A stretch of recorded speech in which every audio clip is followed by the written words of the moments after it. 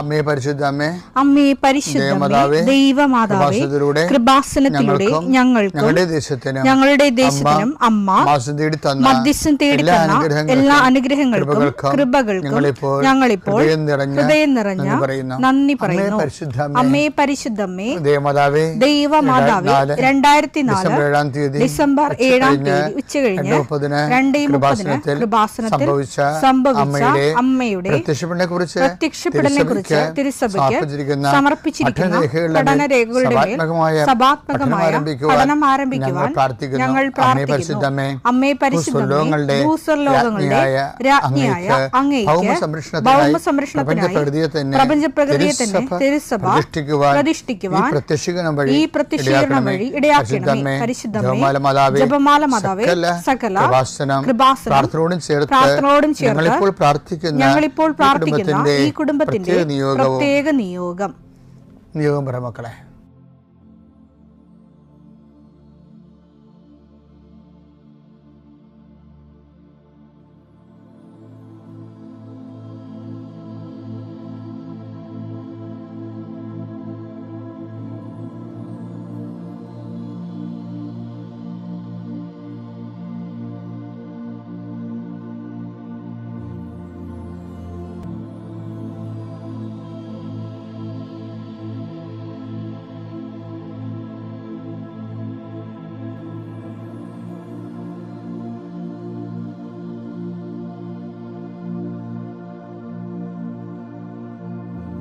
അമ്മയുടെ പ്രത്യക്ഷീകരണത്തിന്റെ ഈ അനുഗ്രഹവേളയിൽ ഞങ്ങൾക്ക് സാധിച്ചു തരുവാൻ കനിയണമേ. ആമേൻ. വിശ്വാസ പ്രമാണം. സർവശക്തനായ പിതാവും ആകാശത്തിന്റെയും ഭൂമിയുടെയും സൃഷ്ടാവുമായ ദൈവത്തിൽ ഞാൻ വിശ്വസിക്കുന്നു. അവിടുത്തെ ഏകപുത്രനും ഞങ്ങളുടെ കർത്താവുമായ ഈശോ മിശിഹായിലും ഞാൻ വിശ്വസിക്കുന്നു. ഈ പുത്രൻ പരിശുദ്ധാത്മാവിനാൽ ഗർഭസ്ഥനായി കന്യകാമറിയത്തിൽ നിന്ന് പിറന്ന് പൊന്തിയോസ് പീലാത്തോസിന്റെ കാലത്ത് പീഡകൾ സഹിച്ച് കുരിശിൽ തറയ്ക്കപ്പെട്ട് മരിച്ച് അടക്കപ്പെട്ട് പാതാളങ്ങളിൽ ഇറങ്ങി മരിച്ചവരുടെ ഇടയിൽ നിന്ന് 3-ാം നാൾ ഉയർത്ത് സ്വർഗത്തിലേക്ക് എഴുന്നള്ളി സർവശക്തിയുള്ള പിതാവായ ദൈവത്തിന്റെ വലതുഭാഗത്തിരിക്കുന്നു. അവിടെ നിന്ന് ജീവിക്കുന്നവരെയും മരിച്ചവരെയും വിധിക്കുവാൻ വരുമെന്നും ഞാൻ വിശ്വസിക്കുന്നു. പരിശുദ്ധാത്മാവിലും ഞാൻ വിശ്വസിക്കുന്നു. വിശുദ്ധ കത്തോലിക്കാ സഭയിലും പുണ്യവാന്മാരുടെ ഐക്യത്തിലും പാപങ്ങളുടെ മോചനത്തിലും ശരീരത്തിന്റെ ഉയർപ്പിലും നിത്യമായ ജീവിതത്തിലും ഞാൻ വിശ്വസിക്കുന്നു. ആമേൻ. സ്വർഗ്ഗസ്ഥനായ ഞങ്ങളുടെ പിതാവേ, അങ്ങയുടെ നാമം പൂജിതമാകണമേ. അങ്ങയുടെ രാജ്യം വരണമേ. അങ്ങയുടെ തിരുമനസ് സ്വർഗത്തിലെ പോലെ ഭൂമിയിലും ആകണമേ. അന്നു വേണ്ടുന്ന ആഹാരം ഇന്ന് ഞങ്ങൾക്ക് തരണമേ. ഞങ്ങളോട് തെറ്റ് ചെയ്യുന്നവരോട് ഞങ്ങൾ ക്ഷമിക്കുന്നത് പോലെ ഞങ്ങളുടെ തെറ്റുകൾ ഞങ്ങളോടും ക്ഷമിക്കണമേ. ഞങ്ങളെ പ്രലോഭനത്തിൽ ഉൾപ്പെടുത്തരുതേ, തിന്മയിൽ ഞങ്ങൾ രക്ഷിക്കണമേ. ആമേൻ. നന്മ നിറഞ്ഞ മറിയമേ, സ്വസ്തി. കർത്താവ് അങ്ങയുടെ കൂടെ സ്ത്രീകളിൽ അങ്ങ് അനുഗ്രഹിക്കപ്പെട്ടവളാകുന്നു. അങ്ങയുടെ ഉദരത്തിൻ ഫലമായി ഈശോ അനുഗ്രഹിക്കപ്പെട്ടവനാകുന്നു. പരിശുദ്ധ മറിയമേ, തമ്പുരാന്റെ അമ്മേ, പാപികളായ ഞങ്ങൾക്ക് വേണ്ടി ഇപ്പോഴും ഞങ്ങളുടെ മരണസമയത്തും തമ്പുരാനോട് അപേക്ഷിക്കണമേ. ആമേൻ. കർത്താവേ, നിന്റെ ഉന്നതമായ നാമത്തിന് സ്വസ്ഥം ചെയ്യും. കർത്താവേ, നിന്റെ വിശുദ്ധ പൗരോഹിത്യത്തെ മഹത്വപ്പെടുത്തണമേ. കർത്താവെ, സഭയിലുള്ള സാന്നിധ്യം പ്രകടമാക്കണം. 40 വർഷം ഞാൻ അർപ്പിച്ച കൃപാന്റെ യുഗതിയാണ്. കൃപാസ്ഥാനത്താറെ ജീവനോടെ പ്രത്യക്ഷപ്പെട്ട മാതാവിൻ്റെ മാധ്യസ്ഥ രോഗികൾ, പീഡിതരെ, മാനസിക സംഘർഷം അനുഭവിക്കുന്നവരെ, ഡിപ്രഷൻ അനുഭവിക്കുന്നവർ, മരുന്ന് കഴിച്ചിട്ട് ഉറക്കം മൂടുകയും ശരീരം തൂക്കം വെക്കുകയും ചെയ്യുന്നതല്ലാതെ പ്രത്യേകിച്ച് പ്രയോജനമൊന്നും ഇല്ലാതെ ഡിപ്രഷൻ കൊണ്ട് വേദനിച്ച് ജീവിക്കുന്ന ആൾക്കാരെ കർത്താവേ, നീ അവരെ തൊടണമെന്ന് പ്രാർത്ഥിക്കുന്നു. ഓട്ടിസം കുഞ്ഞുങ്ങളെ, ഹൈപ്പർ ആക്ടിവിറ്റി കുഞ്ഞുങ്ങൾ, അവിടെ മാതാപിതാക്കന്മാരെ മനസ്സ് കെട്ടുപോയവരെ, തകർച്ച സങ്കടം കൊണ്ട് അവർക്ക് ജീവിക്കാൻ പറ്റാത്തവർ, ജീവിക്കാൻ വേണ്ടി ജീവിതത്തോട് മൽപ്പിടുത്തം നടത്തുന്നവർ, മരുന്ന് കഴിച്ചിട്ടും രോഗം സുഖമാക്കാതെയും രോഗം പൊറുക്കാതെയും ഇരിക്കുന്നവർ, എൻ്റെ കർത്താവിന് ഉന്നതമായ നാമത്തിൽ, സഭയുടെ അധികാരത്തിൽ, കുരിശിൻ്റെ അടയാളത്തിൽ, ദൈവശക്തിയാൽ എനിക്ക് ദൈവസന്ധിപ്പും സൗഖ്യം ലഭിക്കട്ടെ. പിതാവും പുത്രനും പരിശുദ്ധാത്മാവായ സർവ്വേശ്വര എന്നേക്കും ആമേൻ. എൻ്റെ പ്രിയപ്പെട്ടവരെ, നമ്മൾ വാഗ്ദാനം പ്രാപിക്കുന്നതിന് വാഗ്ദാന നാട്ടിലേക്ക് ഉടമ്പടി എടുത്ത് ദൈവത്തിൻ്റെ കൂടെ പ്രവേശിക്കുമ്പോൾ നമ്മൾ ശ്രദ്ധിക്കേണ്ട ഓരോ കാര്യങ്ങളാണ് ഓരോ ദിവസവും പറഞ്ഞത്. ആദ്യ ദിവസം പറഞ്ഞത് ചെങ്കടൽ, 2-ാം ദിവസം പറഞ്ഞത് മരുഭൂമി, 3-ാം ദിവസം പറയാൻ പോണത് ജോർദാൻ. ജോർദാൻ കടക്കുന്നതിന് ഒരു ന്യായമുണ്ട്, ഒരു ആത്മീയമായ ഒരു അത് എല്ലാം നമ്മുടെ ജീവിതത്തിൽ നടക്കേണ്ട പ്രക്രിയയാണ്. അതെല്ലാം അതിലൂടെ എല്ലാം ദൈവ വാഗ്ദാനം പ്രാപിക്കാൻ പറ്റുന്ന രീതിയിൽ നമ്മളെ യോഗ്യത പ്രാപിക്കാനാണിത് പറയുന്നതിൻ്റെ കാരണം. അല്ലാതെ നാടകത്തിൻ്റെ ഓരോ സീന് പോലെ അവതരിപ്പിക്കുകയല്ല ഇത്. ഇത് വാഗ്ദാനം പ്രാപിക്കാൻ യോഗ്യത നേടാൻ വേണ്ടി ഒന്നാണ് 3-ാമത്തേതാണ് ജോർദാൻ. ജോർദാൻ എന്താണ് ചെയ്യേണ്ടത്? ജോർദാൻ്റെ ആത്മീയ അർത്ഥം എന്താണ്? അടുത്ത് ജോഷുവ 24:15. കർത്താവിനെ സേവിക്കുന്നതിന് മനസ്സില്ലെങ്കിൽ നദിക്കക്കരെ നിങ്ങളുടെ പിതാക്കന്മാർ സേവിച്ച ദേവന്മാരെയോ നിങ്ങൾ വസിക്കുന്ന നാട്ടിലെ അമോര്യരുടെ ദേവന്മാരെയോ ആരെയാണ് സേവിക്കുക എന്ന് ഇന്ന് തന്നെ തീരുമാനിക്കുവിൻ. ഞാനും എൻ്റെ കുടുംബവും കർത്താവിനെ സേവിക്കും. അപ്പോൾ കർത്താവിനെ തന്നെയാണ് സേവിക്കണതെന്ന് ഈ 3-ാം ഘട്ടത്തിൽ ഉറപ്പ് വരുത്തണം. പലപ്പോഴും നമുക്ക് തോന്നുന്നത് കർത്താവിനെ സേവിക്കുന്നത് നമ്മൾ വേറെ ചില കാര്യങ്ങൾ. ഇപ്പം പണ്ട് ഞാൻ കാട്ടൂർപ്പള്ളി ഇരിക്കുകയാണ്. കാരണം അച്ഛനവർക്ക് ധ്യാനഗുരുക്കന്മാർ പൊടിക്കൈ പറഞ്ഞ പോലെ പൊടിക്കൈ പറയണല്ല, എൻ്റെ കണ്ണ് തള്ളിപ്പോയൊരു. ഇപ്പം ഞാനിങ്ങനെ റോഡിൽ ഇരിക്കുകയാണ്, അത് കൊച്ചച്ഛനാണ്, 87. ഇപ്പോൾ ഒരു വല്യമ്മയുടെ മാല പോയി. ഇപ്പോൾ മാല പോയപ്പോൾ ഈ വല്യമ്മ അന്തൂരി സൂന്യാളൻ്റെ അടുത്ത്, ഇപ്പം ഞങ്ങളുടെ അവിടെ ഈ ക്രിസ്തുരാജ സന്നിധി എന്നും സംഭവം ഉണ്ട്. അവിടെ ഈ കർത്താവ് ക്രിസ്തുരാജൻ്റെ രൂപം കുരിശെടുത്ത് സങ്കേതമാണത്. അപ്പം അവിടെ വന്ന് വലിയ പ്രാർത്ഥിച്ചിട്ട് തിരിയുമ്പോഴാണ് എന്നെ കാണുന്നത്. അപ്പോൾ എന്താണെന്ന് വെച്ചാൽ എനിക്ക് ആൾക്കാരുടെയൊക്കെ ഭയങ്കര ഇഷ്ടമാണ്, അതുകൊണ്ട് എല്ലാവരോടും സംസാരിക്കും. അപ്പോൾ ഞാൻ എൻ്റെ അച്ഛ 2.25 പവൻ്റെ മാലയാണ് പോയത്. അപ്പോൾ ഇവർ വേറെ എവിടെയോ ഈ തെളിപ്പിക്കാൻ പോവുകയാണ്. അപ്പോൾ അതിന് കർത്താവിൻ്റെ അടുത്ത് പ്രാർത്ഥിക്കുകയാണ്. എന്തിനാണെന്നറിയാമോ? ഇവർ ചെല്ലുമ്പോൾ ആ തെളിപ്പിക്കുന്ന ആളവിടെ ഉണ്ടാകണമെന്ന്. ഇങ്ങനെ ഒരു സഭയുണ്ടായിരുന്നു പണ്ട്. ഇപ്പോൾ ആരും മേനി നടിക്കുകയും ഞെളിക്കുകയോ ഒന്നും ചെയ്യേണ്ട കാര്യമില്ല. കാര്യം ആഭിചാരം കൊടുകുത്തി മൂത്ത ആഭിചാരം ഏതാണ് വിശ്വാസം ഏതാണ് അറിയാൻ പാടില്ല ഒരു കാലം ഉണ്ടായിരുന്നു. എല്ലാവരും ഇങ്ങനെയാണെന്ന് പറയുകയില്ല, എന്നാലും ഒരു അഴക്ക് ഇത്രയും ജന്മങ്ങളുണ്ട് ശരിക്കും. അപ്പോൾ എന്താ വിഷയം എന്ന് പറയണത്, നമ്മളെ ഇതുപോലെ തന്നെ നമ്മൾ ചില സമയത്ത് നേടിയെടുത്തതിനേക്കാളും വലിയ പ്രാധാന്യം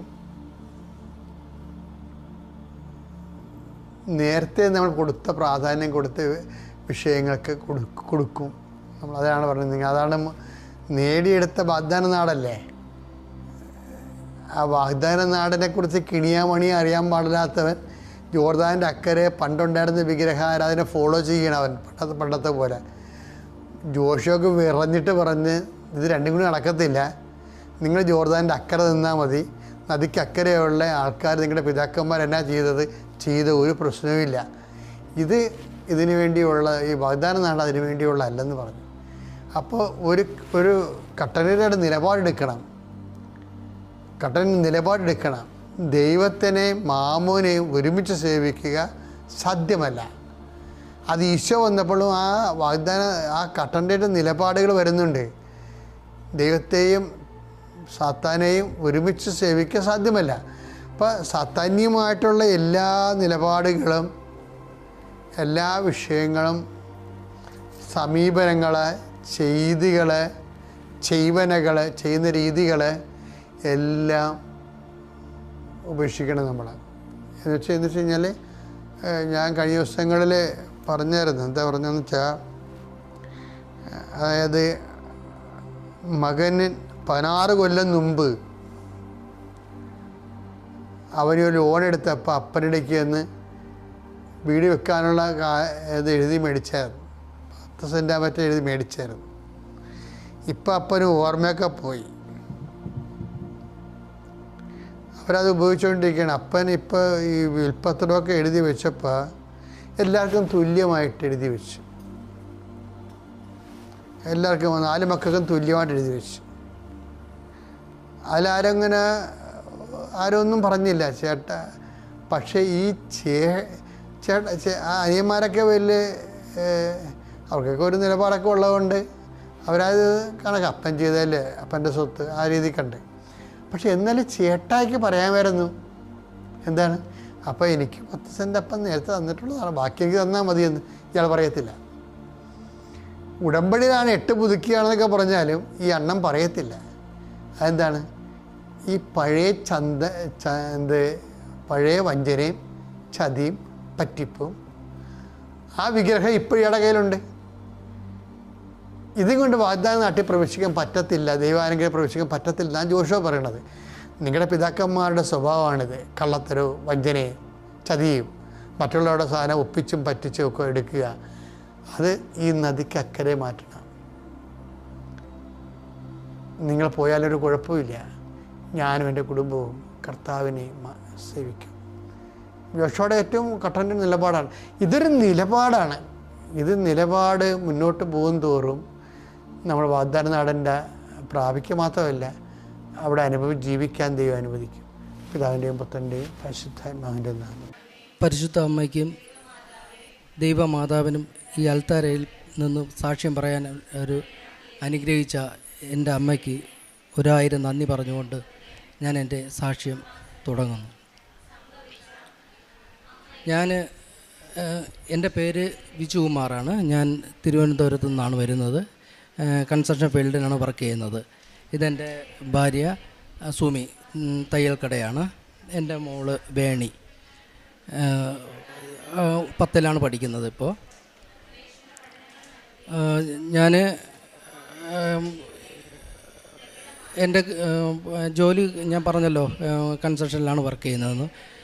ഞാനിവിടെ വരാനുള്ള സാഹചര്യം, ഞാൻ കൺസ്ട്രക്ഷനിലായതുകൊണ്ട് തന്നെ സ്വന്തമായിട്ടൊരു വീട് വെച്ച് വിൽപ്പനയ്ക്കിട്ടാലോ എന്നുള്ളൊരു ആഗ്രഹത്തിൽ ഞാൻ വർക്ക് തുടങ്ങിയതായിരുന്നു. അപ്പോഴേ എൻ്റെ കയ്യിൽ കുറച്ച് കാശൊക്കെ ഉണ്ടായിരുന്നു. അപ്പോൾ അത് വെച്ചിട്ട് ഒരു ലോണും കൂടെ എടുത്തിട്ടാണ് വീടിൻ്റെ പണി തുടങ്ങിയത്. അപ്പോൾ വീട് പണി തുടങ്ങിയ സമയത്ത് എല്ലാവർക്കും വീട് ഭയങ്കരമായിട്ട് ഇഷ്ടപ്പെട്ടു. വീട് വാങ്ങാൻ തന്നെ ഒരു 3-4 ആൾക്കാർ നിൽപ്പുണ്ടായിരുന്നു. അപ്പോൾ ഞാൻ കുറച്ച് പൈസ കൂടി ഒപ്പിച്ച് ഞാൻ ആ വീടിൻ്റെ പണി പൂർത്തിയാക്കി കഴിഞ്ഞപ്പോൾ വീട് എല്ലാവർക്കും ഭയങ്കരമായിട്ട് ഇഷ്ടപ്പെട്ടിട്ട് എല്ലാവരും വീട് വാങ്ങാൻ ഞാൻ ഉടനെ വില സംസാരിക്കാമെന്നൊക്കെ പറഞ്ഞിട്ട് പോകുന്ന ആൾക്കാരും പിന്നെ തിരിച്ച് വിളിക്കുന്നുമില്ല. അങ്ങനെ ഞാൻ ഒരുപാട് ഇങ്ങനെ പ്രാർത്ഥിക്കും. ഞാനൊരു ഹിന്ദുവും കൂടിയാണ്. അപ്പം അതുകൊണ്ട് നമ്മുടെ ആ ഒരു ആചാരത്തിലായിരുന്നു ഞാൻ പ്രാർത്ഥിച്ചുകൊണ്ടിരുന്നത്. അപ്പോൾ ഒരു എന്താ പറയുക, നമുക്ക് ഈ കടങ്ങളൊക്കെ ആയിക്കഴിയുമ്പോൾ ബാങ്കിൽ നിന്ന് വിളിക്കാൻ തുടങ്ങും, ലോൺ അടച്ചില്ല എന്നൊക്കെ പറഞ്ഞിട്ട്. അത്ര ഭയങ്കരമായിട്ട് വിഷമവും എന്ത് ചെയ്യണം എന്നുള്ളൊരവസ്ഥ അത് അനുഭവിച്ച ആൾക്കാർക്ക് അറിയാവും. അപ്പം ഞാൻ പ്രാർത്ഥിച്ചു, ഒരു നിവൃത്തിയില്ല. അപ്പം ഞാൻ ലോണും അടയ്ക്കാൻ പറ്റുന്നില്ല, ബാങ്കിൽ വിളിച്ചിട്ട് ആകെ പ്രശ്നം. അങ്ങനെ ഇരിക്കുകയാണ്. നമുക്ക് തയ്യക്കട ഉള്ളതുകൊണ്ട് അവിടെ കുറച്ച് ആൾക്കാരൊക്കെ വരും, നമ്മൾ കുറച്ച് സുഹൃത്തുക്കളൊക്കെ ഉണ്ട്. അപ്പോൾ അവർ പറഞ്ഞു ഇങ്ങനെ കൃപാസനത്തെക്കുറിച്ചൊക്കെ പറഞ്ഞു.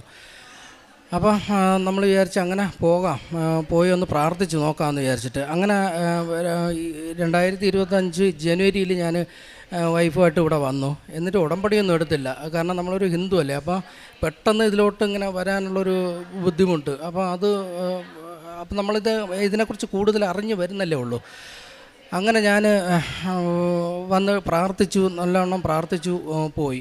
പക്ഷേ ഒരു കാര്യങ്ങളും നടക്കുന്നില്ല. അപ്പോൾ അവരൊക്കെ ചോദിച്ചു എന്തായി പോയിട്ട്.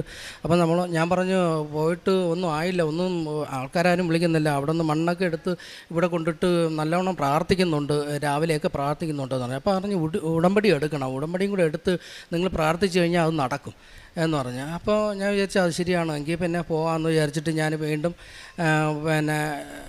മാർച്ച് മാസം 8-ാം തീയതി ഞാനിവിടെ വന്നു.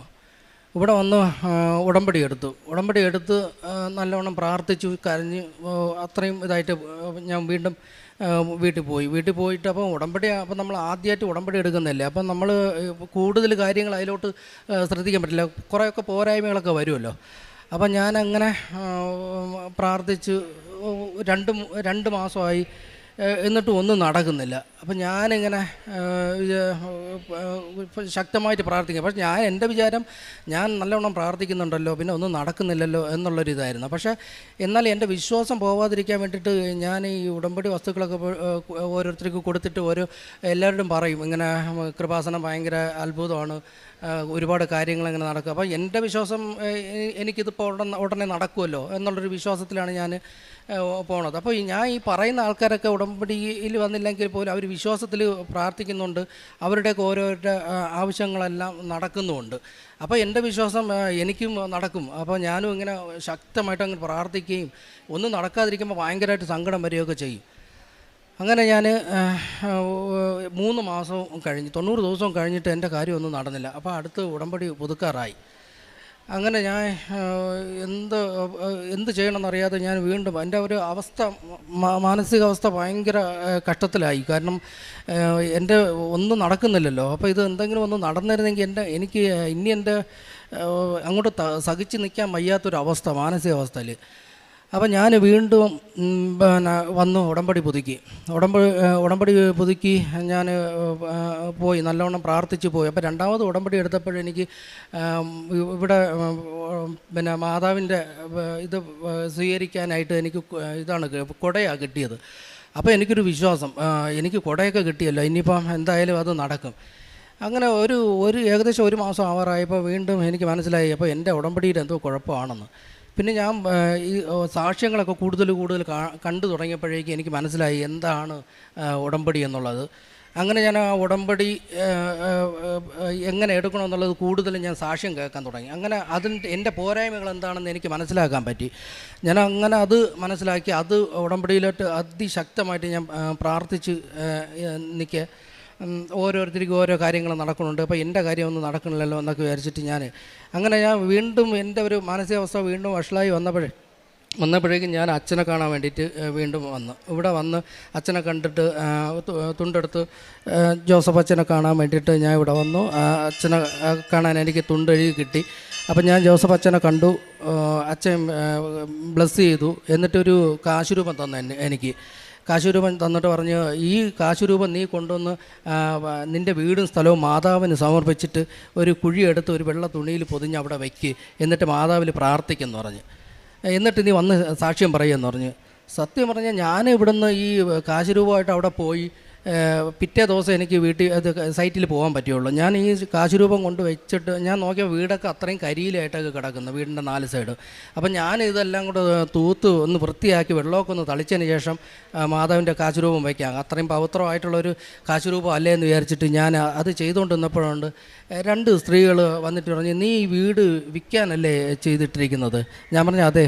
അത് കച്ചവടമായോ? ഞാൻ പറഞ്ഞു ഇല്ല, അത് എൻ്റെ മോൾക്ക് വാങ്ങിക്കാൻ വേണ്ടിയിട്ട് എത്രയാണ് വില എന്ന് ചോദിക്കാൻ വേണ്ടിയിട്ടാണ് ഞാൻ വന്നത്. നമുക്ക് അത് മോൾക്ക് ഇഷ്ടപ്പെടുകയാണെന്നുണ്ടെങ്കിൽ നമുക്ക് അതിൻ്റെ കാര്യങ്ങൾ സംസാരിക്കാം. ഞാൻ പറഞ്ഞു ശരിയെന്ന് പറഞ്ഞ് അവർ വന്നു. അവരുടെ മോക്കും മരുമോനും ഭയങ്കര വീട് ഇഷ്ടപ്പെട്ടു. അപ്പോൾ എനിക്ക് ഭയങ്കര സന്തോഷമായി, എന്തായാലും ഇത് നടക്കുമായിരിക്കുമല്ലോ എന്ന് വിചാരിച്ച്. അപ്പോൾ അവർ പോയിട്ട് പറഞ്ഞു ഒരാഴ്ച കഴിഞ്ഞിട്ട് അടുത്ത ഞായറാഴ്ച ഒന്ന് വിളിച്ച് പറയാം എന്ന് പറഞ്ഞു. അപ്പോൾ ഞാൻ പറഞ്ഞു ശരിയെന്ന് പറഞ്ഞ് അവർ പോയി. അവരെനിക്ക് വീട് ഇഷ്ടപ്പെട്ടു എന്നൊക്കെ പറഞ്ഞു. അപ്പോൾ അടുത്ത ഞായറാഴ്ച വിളിച്ചില്ല. അപ്പോൾ എനിക്ക് ഭയങ്കരമായിട്ട് അപ്പോൾ ഞാൻ ഈ സാക്ഷ്യം കൂടുതലും കേൾക്കാൻ തുടങ്ങിയപ്പോൾ എനിക്ക് ഭയങ്കര ഇൻട്രസ്റ്റായി ഈ സാക്ഷ്യം കേൾക്കാൻ വേണ്ടിയിട്ട്. അപ്പോൾ ഞാൻ ഈ സൈറ്റിൽ നിന്ന് വർക്ക് ചെയ്തുകൊണ്ടിരിക്കുന്ന സമയത്തും ഹെഡ്സെറ്റ് വെച്ചിട്ട് ഈ സാക്ഷ്യങ്ങൾ കേട്ടുകൊണ്ടേയിരിക്കും. അപ്പോൾ ഞാൻ നോക്കിയപ്പോൾ അപ്പോഴേ ബാങ്കിൽ നിന്ന് എന്നെ വിളിച്ചു. ഒരു വെള്ളിയാഴ്ച ദിവസം ബാങ്കിൽ നിന്ന് വിളിച്ചിട്ട് പറഞ്ഞ് ഇങ്ങനെ പൈസ അടയ്ക്കണം, മുടക്കമാണ്, ഇല്ലെങ്കിൽ അത് ജപ്തി നടപടിയിലേക്ക് പോകാനുള്ളൊരു സാധ്യതയാണ്, അപ്പോൾ അതിൻ്റെ നീക്കങ്ങൾ നടക്കാൻ പോവുകയാണെന്നൊക്കെ പറഞ്ഞു. അപ്പോൾ എനിക്ക് ഭയങ്കരമായിട്ട് അപ്പോൾ ഞാൻ വിചാരിച്ച് ഇവർ എന്നെ ഒന്ന് വിളിച്ച് പറഞ്ഞെങ്കിൽ മതിയായിരുന്നു, ഇത് വില ഒന്ന് പറഞ്ഞ് എത്ര പറഞ്ഞാലും കുഴപ്പമില്ല, അത് കൊടുക്കാം, കാരണം എൻ്റെ കടങ്ങളൊക്കെ തീർത്തിട്ട് നഷ്ടമായാലും കുഴപ്പമില്ല എന്നുള്ള ഒരു ധാരണയിലായി. അങ്ങനെ ഞാൻ ഇങ്ങനെ ശക്തമായിട്ട് ഇങ്ങനെ ഈ സാക്ഷ്യം കേട്ടുകൊണ്ട് പഠിച്ചുകൊണ്ടിരുന്ന സമയത്ത് ഇങ്ങനെ പ്രാർത്ഥിക്കുകയാണ്, എന്നെ ഇപ്പോൾ തന്നെ അവർ വിളിക്കണം, എന്നെ വിളിച്ചിട്ട് ഇതൊരു തീരുമാനം പറയണം മാതാവേ എന്ന് പറഞ്ഞിട്ട്, കൃപാസന മാതാവേ എന്ന് പറഞ്ഞ് ഇങ്ങനെ ഞാൻ പ്രാർത്ഥനകൾ ഇങ്ങനെ പറഞ്ഞ് നിന്നപ്പോഴേക്കും അവർ എന്നെ വിളിച്ചിട്ട് പറഞ്ഞ് വീട് നമുക്ക് പറഞ്ഞ വിലയിൽ സമ്മതമാണ്, നമുക്ക് ഉടനെ തന്നെ അഡ്വാൻസ് ചെയ്യാം, ഞാൻ ചേട്ടനും കൂടെ വന്നിട്ട് ഞാൻ അങ്ങോട്ട് ഒന്നുകൂടെ വിളിക്കാം എന്നാണെന്നുള്ളത് പറയാമെന്ന് പറഞ്ഞു. അപ്പോൾ എനിക്കൊരു സന്തോഷമായി. അപ്പോൾ ഞാൻ അത്രമാത്രം വേദനയിൽ നിൽക്കുന്നൊരു സമയമായിരുന്നു. അത് അത്ര ഹൃദയം പൊട്ടിയുള്ളൊരു പ്രാർത്ഥനയായിരുന്നു ഞാനത് അന്നേരം ഞാൻ പ്രാർത്ഥിച്ചുകൊണ്ടിരുന്നത്. അങ്ങനെ അവർ ഞായറാഴ്ച വീണ്ടും എന്നെ ഞായറാഴ്ച വിളിച്ചിട്ട് പറഞ്ഞ്, ബിജു അത് ഇപ്പോൾ തന്നെ നമ്മൾ എല്ലാവരും, അതായത് എൻ്റെ മരുമോനൊക്കെ ദൂരെയാണ് ജോലി ചെയ്യുന്നത്, അവൻ ഇന്നിപ്പോൾ വന്നതേ ഉള്ളൂ, എൻ്റെ ഹസ്ബൻഡ് വണ്ടിയൊക്കെ ഓടിയിട്ട് ഇപ്പോൾ വന്നതേ ഉള്ളൂ, അപ്പോൾ അതുകൊണ്ട് നമ്മളിപ്പോൾ സംസാരിച്ചിട്ട് ഇപ്പോഴാണ് അതിനൊരു തീരുമാനമായത്, നമുക്ക് വസ്തു എടുക്കാൻ സമ്മതമാണ്. അപ്പോഴും ഞാനിങ്ങനെ ആലോചിക്കണം, വെള്ളിയാഴ്ച പറഞ്ഞതാണല്ലോ, ഈ അവർക്ക് സമ്മതമാണെന്ന് പറഞ്ഞതാണല്ലോ, അവരിപ്പോഴാണ് തീരുമാനിച്ചിട്ട് ഇത് പറഞ്ഞതെന്നുള്ളത്. അപ്പോഴെനിക്ക് മനസ്സിലായി അത് മാതാവാണ് എന്നെ വിളിച്ച് എന്നെ ആശ്വാസപ്പെടുത്താൻ വേണ്ടിയിട്ട് അങ്ങനെ ഒരു വാക്ക് പറഞ്ഞതെന്ന് എനിക്ക് മനസ്സിലായി. അത് ഞാൻ ഒരുപാട് ദൈവത്തോട് അത് അപ്പോഴേ തന്നെ നന്ദി പറഞ്ഞു. പിന്നെ അങ്ങനെ ഞാൻ ഒരു 3-4 മാസം കൂടെ കഴിഞ്ഞപ്പോഴൊക്കെ അവർ പിന്നെ ഒരു ആഴ്ചയോടെ കഴിഞ്ഞപ്പോൾ എനിക്ക് 3 ലക്ഷം രൂപ അവർ അഡ്വാൻസ് ആയിട്ട് തന്നു, എഗ്രിമെൻ്റ് എഴുതി. അങ്ങനെ ഞാൻ എൻ്റെ ബാങ്കിലെ കാര്യങ്ങളൊക്കെ കുറച്ച് ഒന്ന് ഒതുക്കി വെച്ചു. പിന്നെ അവർ പറഞ്ഞ് നമുക്ക് 2 മാസം കൂടെ കഴിഞ്ഞിട്ട് ഇടപാട് ചെയ്യാമെന്ന് പറഞ്ഞു. അങ്ങനെ അവർ 2 മാസം കൂടെ കഴിഞ്ഞ് ആ വസ്തു ഇടപാട് കഴിഞ്ഞു. അപ്പോൾ അങ്ങനെ ഒരു മാസത്തിനകത്തായി അതിൻ്റെ ഇടപാട് കഴിഞ്ഞു. അപ്പം അതാണ് എൻ്റെ ഒന്നാമത്തെ സാക്ഷ്യം. അതിനോട് ഞാൻ എൻ്റെ ജീവിതത്തിൽ അങ്ങേയറ്റം ഞാൻ മാതാവിനെ നന്ദി പറയുന്നുണ്ട്. കാരണം എൻ്റെ ഒരു എന്താ പറയുക, ആ രീതിയിൽ ഞാൻ മുമ്പോട്ട് പോയിരുന്നുവെങ്കിൽ ശരിക്കും പറഞ്ഞാൽ ഏത് നിമിഷവും നമുക്ക് എന്തും ചെയ്ത് ജീവിതം അവസാനിപ്പിക്കാമെന്ന് തോന്നുന്ന ഒരു സാഹചര്യത്തിലൂടെ ആയിരുന്നു ആ നിമിഷങ്ങളെല്ലാം കടന്നു പോയത്. പക്ഷേ അതിന് ഈശോയ്ക്കും മാതാവിനും 1000 നന്ദി ഞാൻ പറയുന്നു. എന്നും ഉടമ്പടിയിൽ തന്നെ ജീവിക്കണമെന്നാണ് എൻ്റെ ആഗ്രഹം. അപ്പോൾ ഇതിന് കൂടുതൽ പഠിക്കുന്നതിന് വേണ്ടിയിട്ട് ഞാൻ വീണ്ടും സാക്ഷ്യങ്ങളെ കേട്ടുകൊണ്ടേയിരിക്കുക. എല്ലാവരും അത് ഒന്ന് ശ്രദ്ധിക്കേണ്ട ഒരു കാര്യം, എല്ലാവരും ഈ സാക്ഷ്യം കൂടുതലായിട്ട് കേൾക്കണം. കാരണം നമ്മൾ വിചാരിക്കും നമുക്ക് അറിയാമല്ലോ, നമ്മൾ കൃപാസനത്തിൽ പോയി നമ്മളത് ചെയ്യുകയാണല്ലോ. പക്ഷേ എന്നാലും നമ്മുടെ പോരായ്മകൾ എന്താണെന്ന് മനസ്സിലാക്കാൻ വേണ്ടി ഓരോ സാക്ഷ്യത്തിനകത്തും ഓരോരോ അറിവുണ്ട്. അത് നമ്മൾ തീർച്ചയായിട്ടും അത് മനസ്സിലാക്കണം. ഇപ്പോഴും നമ്മൾ എല്ലാവരും വിചാരിക്കുന്നത് ഞാൻ കൃപാസനത്തിൽ ഞാൻ വർഷങ്ങൾ കൊണ്ട് പോകുന്നുണ്ട്, അതുകൊണ്ട് എനിക്ക് എല്ലാ കാര്യങ്ങളും അറിയാമല്ലോ എന്നൊക്കെ ചിന്തിക്കും. പക്ഷേ അതല്ല, അതിൻ്റെ അപ്പുറത്ത് അച്ഛൻ്റെ ടോക്കുകൾ കേൾക്കുക, പിന്നെ സാക്ഷ്യങ്ങൾ കേൾക്കുക. അപ്പോൾ അതിനകത്ത് നമുക്ക് മനസ്സിലാവാത്ത ഒരുപാട് കാര്യങ്ങളുണ്ടെന്നുള്ളത് എനിക്ക് പൂർണ്ണമായിട്ട് മനസ്സിലാക്കിയ ഒരു വ്യക്തിയാണ് ഞാൻ. പിന്നെ അത് കഴിഞ്ഞിട്ട് എൻ്റെ രണ്ടാമത്തെ സാക്ഷ്യം എന്ന് പറയുന്നത് എൻ്റെ മോള്. അവൾ നല്ല പഠിക്കുന്നൊരു കുട്ടിയാണ്. സ്കൂളിലൊക്കെ എല്ലാവരും ടീച്ചർമാരൊക്കെ പറയുന്നതെന്ന് വെച്ചാൽ ഇവൾക്ക് ഭയങ്കര ടാലൻ്റ് ഉള്ളൊരു കുട്ടിയാണ്. പക്ഷേ ഇവൾ ഏറ്റവും കൂടുതൽ അതിന് ഇമ്പോർട്ടൻ്റ് കൊടുക്കുന്നത് ഇവളുടെ ക്രിയേറ്റിവിറ്റികളാണ്. വരപ്പ്, പിന്നെ വേറെ എന്തെങ്കിലും ചെയ്യുകയാണെന്നുണ്ടെങ്കിൽ അങ്ങനെ, പിന്നെ സുഹൃത്തുക്കൾക്ക് ഈ പടം വരച്ചു കൊടുക്കുക, ഇങ്ങനെയൊക്കെയുള്ള കാര്യങ്ങൾ. പിന്നെ അതുപോലെ സ്പോർട്സ് ആയിട്ട് അങ്ങനെയൊക്കെയുള്ള കാര്യങ്ങളിൽ. ഈ പഠിത്തത്തിൻ്റെ കാര്യം വരുമ്പോൾ മാത്രം ഇവൾ ഭയങ്കരമായിട്ട് ബാക്കിലോട്ട്. എന്നാൽ ഒരു 5 മിനിറ്റോ അല്ലെങ്കിൽ ഒരു 10 മിനിറ്റോ മതി ഇവൾക്ക് പെട്ടെന്ന് പഠിച്ചെടുക്കാം. പക്ഷേ ഇവൾ അതിന് വേണ്ടിയിട്ട് തയ്യാറാവുകയില്ല. വീട്ടിൽ വന്നിരുന്ന് ഇപ്പം നമ്മൾ എക്സാമാണ്, നീ പഠിക്ക് എന്ന് പറഞ്ഞാൽ പോലും ഇവള് ഞാൻ പഠിച്ചു എന്നൊക്കെ പറഞ്ഞ് എണീറ്റ് അങ്ങ് പോവും. ഞാൻ പിന്നെ പൊതുവെ ഇവളെ അങ്ങനെ ഭയങ്കരമായിട്ട് വഴക്കൊന്നും പറയാറില്ല, അടിക്കാറുമില്ല. കാരണം അങ്ങനെയൊന്നും അടിച്ചിട്ട് കാര്യമില്ല. അവർ വിചാരിക്കണമല്ലോ, അവർ പഠിക്കണോ വേണ്ട എന്നുള്ളത് അവർക്കൊരു തോന്നൽ വേണമല്ലോ. അപ്പോൾ അതുകൊണ്ട് നമ്മളെ സാഹചര്യങ്ങളൊക്കെ പറഞ്ഞ് മനസ്സിലാക്കി മുമ്പോട്ട് പോവേ ഉള്ളായിരുന്നു. അങ്ങനെ ഇപ്പോൾ SSLC ലാസ്റ്റ് പരീക്ഷ ടൈം ആയപ്പോഴും ഇവൾക്ക് മാർക്കില്ല. ഇവൾക്ക് ഏറ്റവും ഒന്നും അറിയില്ല. ഈ ഹിന്ദി സബ്ജക്റ്റ് എന്ന് പറയുന്നത് ഇവൾക്ക് ഒരു വക അറിയത്തില്ല. ഇവള് അതിൻ്റെ മാർക്ക് എന്ന് പറയുന്നത് പറഞ്ഞാൽ വിശ്വസിക്കില്ല, ആരും അങ്ങനെ പറയാത്തോലുമില്ല. ഇവൾക്ക് റിട്ടേൺ ടെസ്റ്റിന് ഇവൾക്ക് വന്ന മാർക്ക് എന്ന് പറയുന്നത് 3, 4 ഒക്കെയാണ് ഹിന്ദിക്ക്.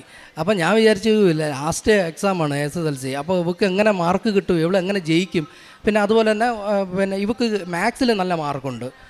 അപ്പം ഞാൻ ഇവിടെ കൊണ്ടുവന്ന അച്ഛനെ കണ്ട് പ്രാർത്ഥിച്ച് അച്ഛൻ്റെ കയ്യൊപ്പ് വാങ്ങിച്ച് അച്ഛൻ പിന്നെ പേനയൊക്കെ കൊടുത്തിട്ട് പറഞ്ഞ്, നീ എക്സാം എഴുതി ഇവിടെ വന്ന് സാക്ഷ്യം പറയാനായിട്ട് നീ ഇവിടെ വന്നാൽ മതി, ധൈര്യമായിട്ട് പൊക്കുമെന്ന് പറഞ്ഞ് തോളി തട്ടി നല്ലതായിട്ട് ബ്ലസ് ചെയ്ത് വിട്ടു.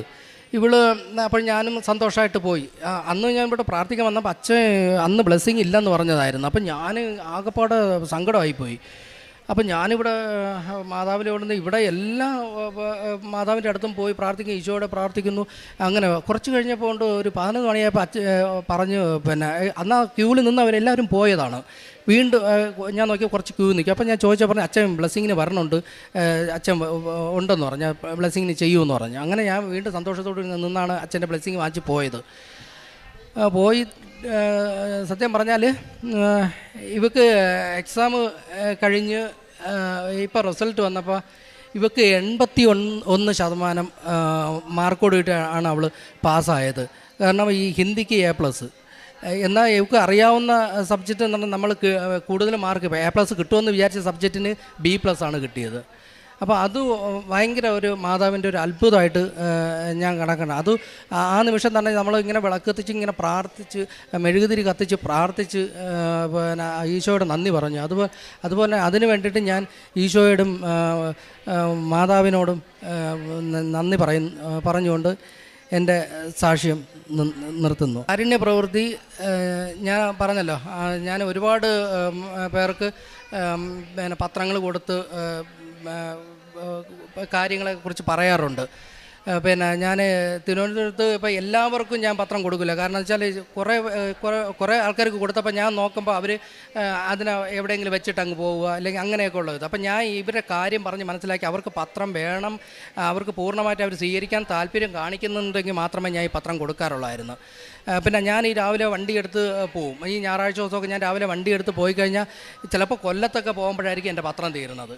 അപ്പോൾ അങ്ങനെ തീർത്തിട്ടാണ് ഞാൻ തിരിച്ച് വരുന്നത്. അതും ഈ അപ്പോൾ ഞാൻ രാവിലെ പോയി കഴിഞ്ഞാൽ ചിലപ്പോൾ വൈകുന്നേരമായിരിക്കും ഈ പത്രമൊക്കെ കൊടുത്തിട്ട് വരണം. ഒരു 15 പത്രമൊക്കെ കൊടുക്കാൻ വേണ്ടിയിട്ട് ഞാൻ രാവിലെ തൊട്ട് വൈകുന്നേരം വരെ എടുക്കും. കാരണം അത് വേണ്ടപ്പെട്ട അർഹതപ്പെട്ട ആൾക്കാർ ആരാണെന്ന് നോക്കി മനസ്സിലാക്കിയിട്ടാണ് ഞാൻ ഈ പത്രം അവർക്ക് കൊടുക്കുന്നത്. അപ്പോൾ അവർ സന്തോഷത്തോടെ സ്വീകരിക്കുന്നത് വരെയും, എന്നിട്ട് അവർ ഓരോ കാര്യങ്ങൾ കണ്ടിട്ട് ചോദിക്കും, ഇവിടെ ഉടമ്പടി എടുക്കുന്നത് എങ്ങനെയാണ്, എന്തൊക്കെയാണ് അതിൻ്റെ മറ്റ് പ്രൊസീജിയർ കാര്യങ്ങളൊക്കെ ചോദിക്കും. അപ്പോൾ ഞാൻ എല്ലാ കാര്യങ്ങളും എന്നാൽ അറിയാവുന്ന രീതിയിൽ ഞാൻ എല്ലാ കാര്യങ്ങളും പറഞ്ഞു കൊടുക്കാറുണ്ട്. പിന്നെ നമ്മുടെ അവിടെ ഒരു അഭയ കേന്ദ്രമുണ്ട്. അവിടെ ഈ പ്രായമായ ആൾക്കാർ, ഈ പിന്നെ മെൻ്റലി പ്രോബ്ലം ഉള്ള ആൾക്കാരൊക്കെ ഉണ്ട് അവിടെ ഹോസ്പിറ്റലിൽ. ആ ഹോസ്പിറ്റലും കൂടെ ഉണ്ട്, അതിൻ്റെ കൂടെ അഭയ കേന്ദ്രമാണ്. അപ്പോൾ അവിടെ ഞാൻ അവർക്ക് ഫുഡ് കഴിക്കാനുള്ള നല്ലൊരു എമൗണ്ട് കൊടുക്കാറുണ്ട്. അപ്പോൾ എന്നാൽ കഴിയുന്ന രീതിയിൽ അപ്പം മറ്റുള്ളവരെയൊന്നും കൂടെ ഞാൻ ക്യാഷൊക്കെ കളക്ട് ചെയ്ത് കൊടുക്കാറുണ്ട്. പിന്നെ അതുപോലെ തന്നെ പിന്നെ ഗവൺമെൻറ് ഹോസ്പിറ്റലുകളിലൊക്കെ പത്രം കൊടുക്കാൻ ആവശ്യമുള്ളവർക്ക് മാത്രം ഞാൻ ചോദിച്ചിട്ട് കൊടുക്കും. പിന്നെ അതുപോലെ തന്നെ അവർക്കെല്ലാം പിന്നെ ഫുഡ് വീട്ടിൽ നമുക്ക് സ്റ്റിച്ചിങ് സെൻറ്ററും കൂടെ ആയതുകൊണ്ട് നമുക്ക് ഫുഡ് വീട്ടിൽ തയ്യാറാക്കാൻ വലിയ ബുദ്ധിമുട്ടാണ് എല്ലാവർക്കും ആയിട്ട്. അപ്പോൾ അതുകൊണ്ട് തന്നെ ഞാൻ ഹോട്ടലിൽ നല്ല ഫുഡ് കിട്ടുന്ന കടയിൽ പോയിട്ട് ഊണ് വാങ്ങി ഞാൻ എല്ലാവർക്കും കൊടുക്കാറുണ്ട്. പിന്നെ ഞാനിങ്ങനെ റോഡിൽ കൂടെ പോകുമ്പോൾ ഞാൻ എല്ലാം ശ്രദ്ധിക്കാറുണ്ട് റോഡ് സൈഡിലൊക്കെ. കാരണം ഈ വയസ്സായ ആൾക്കാരെ ഏറ്റവും കൂടുതൽ പ്രയോറിറ്റി കൊടുക്കുന്നത് ഞാൻ വയസ്സായ ആൾക്കാർക്കാണ്. അവർക്ക് നമ്മൾ സാധാരണ ആരോഗ്യമുള്ള ആൾക്കാർക്കൊക്കെ ആണെങ്കിൽ ജോലി ചെയ്ത് കഴിഞ്ഞാൽ അവർക്ക് എന്തെങ്കിലും വാങ്ങിക്കാം, അല്ലെങ്കിൽ അവർക്ക് എങ്ങനെയെങ്കിലും ആരുടെയും ചോദിച്ച് വാങ്ങിക്കാമല്ലോ. പക്ഷേ ഈ വയസ്സായ ആൾക്കാരുണ്ട് ഒരുപാട് പേര് ഇങ്ങനെ റോഡ് സൈഡിലൊക്കെ ഇരുന്നിട്ട് നമുക്ക് അവർക്ക് കാണുമ്പോൾ മനസ്സിലാവും അവർക്ക് ഫുഡ് കഴിക്കാനോ അല്ലെങ്കിൽ അവരെ ശാരീരികമായിട്ടൊക്കെ വല്ലാത്തൊരു അവസ്ഥയിലൊക്കെ ആയിരിക്കും അവരിയ്ക്കുന്നത്. അപ്പോൾ അവരുടെ അടുത്തൊക്കെ ഞാൻ പോയി വണ്ടി നിർത്തിയിട്ട് ഞാൻ അവരുടെ അടുത്ത് പോയി ഇരുന്നിട്ട് അവരുടെ അടുത്ത് ചോദിക്കും, എന്താണ് ഇവിടെ ഇരിക്കുന്നത്, എന്താണ് കാര്യം എന്നൊക്കെ ചോദിക്കും. അപ്പോൾ അവർ ചില ആൾക്കാർ പറയും, അല്ല ഞാൻ നടന്നൊന്ന് ക്ഷീണിച്ചു അതുകൊണ്ട് ഞാൻ ഇവിടെ ഇരുന്നാണെന്ന് പറയും. ചില ആൾക്കാർ പറയും, എനിക്ക് വീടില്ല, അല്ലെങ്കിൽ എനിക്ക് ആരുമില്ല, എൻ്റെ മക്കളൊന്നും എന്നെ നോക്കാറില്ല എന്നൊക്കെ പറയാം. അങ്ങനെ ഉള്ള ആൾക്കാർക്കൊക്കെ ഞാൻ എൻ്റെ കയ്യിൽ അപ്പോഴെന്താണോ ഉള്ളത് ഞാൻ അവർക്ക് ഫുഡ് കഴിക്കാനുള്ള പൈസ കൊടുക്കാറുണ്ട്. ഇല്ലെങ്കിൽ അടുത്ത് ഹോട്ടലുണ്ടെന്നുണ്ടെങ്കിൽ ഞാൻ ഫുഡ് വാങ്ങിച്ചുകൊണ്ട് കൊടുക്കാറുണ്ട്. ചിലപ്പോൾ ഒരു 10 മണിക്കൊക്കെ ആയിരിക്കും കാണുന്നത്. അപ്പോൾ കാപ്പി കുടിച്ചാന്ന് ചോദിക്കുമ്പോൾ കാപ്പി കുടിച്ചെന്ന് പറയുകയാണെന്നുണ്ടെങ്കിൽ അവർക്കത് ഒരു ഊണും കൂടെ വാങ്ങിച്ച് ഞാൻ കൊടുത്തിട്ടായിരിക്കും ഞാൻ വീട്ടിലേക്ക് പോകുന്നത്. പിന്നെ അങ്ങനെ പത്രം കൊടുക്കാറുണ്ട്, ഫുഡ് കൊടുക്കാറുണ്ട്. പിന്നെ എൻ്റെ കയ്യിലെ ക്യാഷ് ഉള്ളതുപോലെ ഞാൻ അവരെ സഹായിക്കാറുണ്ട്. പിന്നെ ഒരുപാട് ആൾക്കാരെ പിന്നെ ഈ കാര്യങ്ങളൊക്കെ പറഞ്ഞ് മനസ്സിലാക്കാറുണ്ട്. അങ്ങനെ ഞാൻ ഈ ഉടമ്പടിയിൽ നിന്നതുകൊണ്ട് മാത്രം എനിക്ക് മനസ്സിലായ ഒരു കാര്യം എന്ന് പറഞ്ഞാൽ പ്രാർത്ഥന എന്ന് പറയുന്നത് എന്താണ് എന്ന് എനിക്ക് മനസ്സിലാക്കാൻ പറ്റി. ഒരാൾ എങ്ങനെ പ്രാർത്ഥിക്കണം, എങ്ങനെ പ്രാർത്ഥിച്ചാലാണ് ഏത് ദൈവമായിരുന്നാലും നമ്മളെ പ്രാർത്ഥന സ്വീകരിക്കുന്നത് എന്ന് മനസ്സിലാക്കാൻ പറ്റിയ ഒരേ ഒരു ഇടമെന്ന് പറയുന്നത് ഞാൻ കൃപാസനം ആണ് എൻ്റെ ജീവിതത്തിൽ എനിക്ക് മനസ്സിലാക്കാൻ പറ്റിയത്. അതുപോലെ തന്നെ എങ്ങനെ ജീവിക്കണം, ഒരു മനുഷ്യന് എങ്ങനെയാണ് ജീവിക്കേണ്ടത്. നമ്മൾ ജോലി ചെയ്ത് 1000 രൂപയ്ക്ക് ജോലി ചെയ്ത് കഴിഞ്ഞാൽ അത് എല്ലാം കൊണ്ടുവന്ന് നമ്മുടെ വീട്ടിലെ കാര്യങ്ങൾ നടത്തി നമ്മുടെ ജീവിതം സുഖമാണ് എന്ന് നോക്കുന്നതിനപ്പുറം നമ്മൾ ജോലി ചെയ്ത് അതിലൊരു പങ്ക് മറ്റുള്ളവർക്കും നമ്മൾ ജോലി ചെയ്യുന്ന ഒരു പങ്കിൻ്റെ ആവശ്യമുണ്ടോ എന്ന് ഒരു നേരമെങ്കിലും ചിന്തിക്കുക, അല്ലെങ്കിൽ ഒരു നേരത്തെ ആഹാരമെങ്കിലും കൊടുക്കുക എന്നുള്ളത്. അങ്ങനെ ഓരോ കാര്യങ്ങളിലും നമ്മളങ്ങനെ ചിന്തിച്ച് ഒരു മനുഷ്യനായിട്ട് എങ്ങനെ ജീവിക്കണം എന്നും കൂടി ഇതെല്ലാം മനസ്സിലാക്കാനും എനിക്ക് ഇങ്ങനെ ഒരു സാക്ഷ്യം എനിക്ക് ഇവിടെ നിന്ന് പറയാനും എന്നെ ഇതിനനുവദിച്ച എൻ്റെ കൃപാസനം അമ്മ മാതാവിനോടും ഈശോയോടും 1000 നന്ദി പറഞ്ഞുകൊണ്ട് എൻ്റെ സാക്ഷ്യം ഞാൻ ഇവിടെ സമർപ്പിക്കുന്നു. ഏഷ്യ പ്രവാചകൻ്റെ പുസ്തകം 30-ാം അധ്യായം 20-21 തിരുവചനങ്ങൾ. കർത്താവ് നിനക്ക് കഷ്ടതയുടെ അപ്പവും ക്ലേശത്തിൻ്റെ ജലവും തന്നാലും നിൻ്റെ ഗുരു നിന്നിൽ നിന്ന് മറഞ്ഞിരിക്കുകയില്ല. നിൻ്റെ നയനങ്ങൾ നിന്നെ ഗുരുവിനെ ദർശിക്കും. നീ വലത്തോട്ടോ ഇടത്തോട്ടോ തിരിയുമ്പോൾ നിൻ്റെ കാതുകൾ പിന്നിൽ നിന്ന് ഒരു സ്വരം ശ്രവിക്കും. ഇതാണ് വഴി, ഇതിലേ പോവുക. ബിജുകുമാർ എന്ന ഈ സഹോദരൻ തൻ്റെ കുടുംബത്തോടൊപ്പം വന്ന് പ്രത്യക്ഷീകരണ സാക്ഷ്യമേറ്റു പറയുന്നത്, ജീവിതത്തിലെ ഒരു വലിയ പ്രതിസന്ധിയിൽ ഇനി എനിക്ക് വേറെ ഒരു ഓപ്ഷനില്ല, എൻ്റെ ജീവിതം അവസാനിപ്പിക്കുകയാണ് നല്ലത് എന്നുള്ള ഒരു പീക്ക് പോയിന്റിൽ നിൽക്കുമ്പോഴാണ് തന്നെ പരിശുദ്ധ അമ്മയുടെ ആകർഷണത്താൽ മറ്റാരോ അദ്ദേഹത്തെ ഇവിടെ കൊണ്ടുവന്ന്, എന്നാൽ ഇവിടെ ഒന്ന് പ്രാർത്ഥിച്ചു പോകാം എന്നുള്ള ഒരു താല്പര്യത്തിൽ ഇവിടെ ഒന്ന് പ്രാർത്ഥിച്ചു പോയാൽ എൻ്റെ എല്ലാ കാര്യങ്ങളും ശരിയാകും. കാരണം അദ്ദേഹം കേട്ടത് ഉടമ്പടി ഉടൻ പരിഹാരം എന്നാണ്. ഇവിടെ നിന്ന് തൻ്റെ വീടും സ്ഥലവും വിൽക്കുവാനുള്ള സാധ്യതകൾക്കായി ഇവിടെ നിന്ന് മണ്ണും അതുപോലെയുള്ള നേർച്ച വസ്തുക്കൾ കൊണ്ടുപോയെങ്കിലും ഉടമ്പടി എടുക്കാതെ തിരിച്ചുപോയി. വീണ്ടും കൂട്ടുകാരുടെ സജഷൻ അദ്ദേഹം ഏറ്റെടുത്തു. നീ ഉടമ്പടി ചെയ്ത് പ്രാർത്ഥിച്ചാൽ നിൻ്റെ കാര്യങ്ങൾക്കെല്ലാം ഒരു ഉത്തരമുണ്ടാകും എന്ന് കൂട്ടുകാർ തന്നെ അദ്ദേഹത്തെ ഓർമ്മിപ്പിച്ചു. നമുക്കറിയാവുന്നതുപോലെ സാധാരണ പ്രാർത്ഥനയും ഉടമ്പടി പ്രാർത്ഥനയും വളരെ വ്യത്യസ്തമാണ്. ഉടമ്പടി എന്ന് പറയുന്നത് അതൊരു 2 വ്യക്തികൾ തമ്മിലുള്ള ഒരു എഗ്രിമെൻറ്റിൽ ഒപ്പുവയ്ക്കുന്നതാണ്. ഉടമ്പടി പ്രാർത്ഥനയിൽ നാം ഒപ്പുവയ്ക്കുന്നത് ഈശോയോടാണ്. ഞാനെല്ലാം എൻ്റെ ജീവിതത്തിൽ പ്രഥമ സ്ഥാനം ഞാൻ ഈശോയ്ക്ക് നൽകുന്നു. അങ്ങനെ ഒരു ഒപ്പുവയ്ക്കുമ്പോൾ പരിശുദ്ധ അമ്മയാണ് നമുക്ക് വേണ്ടി മാധ്യസ്ഥം അപേക്ഷിക്കുന്നത്. ഇവൻ കൃത്യമായി ഇനി ഈശോയോട് വളരെയധികം ബന്ധപ്പെട്ട് ജീവിക്കാനുള്ള തീരുമാനത്തിലാണ്. അദ്ദേഹത്തിൻ്റെ നിലപാട് വ്യത്യാസം വന്നു എന്നാണ് പരിശുദ്ധ അമ്മ ഈശോയ്ക്ക് ഗ്രീൻ സിഗ്നൽ കൊടുത്ത് നമുക്ക് വേണ്ടി മാധ്യസ്ഥം അപേക്ഷിക്കുന്നത്.